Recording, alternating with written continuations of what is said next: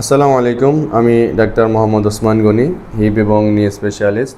তো আজকে আমি কথা বলবো আমাদের একজন গুরুত্বপূর্ণ রোগী মৌসুমী আক্তার, 52 বছর।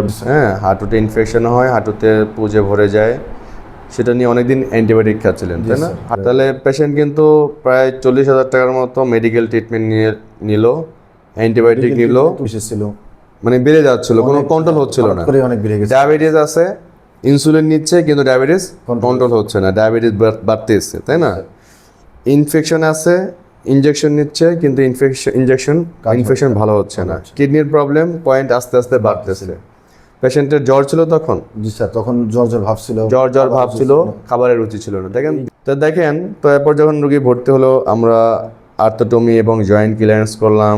ওনার সমস্ত যে পয়জন টিস্যুগুলো ছিল, ভিতরে পুজ ভর্তি ছিল এবং সাইনোভিয়ামগুলো ইনফেকশন হতে হতে এত মোটা হয়ে গিয়েছিল, তাই না? পুরো জয়েন্টটা আমরা পরিষ্কার করলাম, পরিষ্কার করে ভালো মতো ওয়াশ করলাম।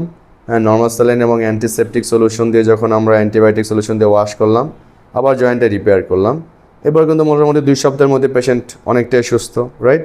আজকে কদিন হলো? এক মাসের মতো হয়েছে, 1 মাস 5-7 দিন হতে পারে। তো আজকে ওনার কিন্তু দেখেন পেশেন্ট পায়ে হেঁটে আসছে, তাই না? কোনো হুইল চেয়ারে আসছে না, হুইল চেয়ার পায়ে হেঁটে আসলো, এটা থেকে হেঁটেও রাইট। এখন কি আগের মতো জ্বর ভাব আছে? জ্বর ভাব তো নাই, ভাব নাই।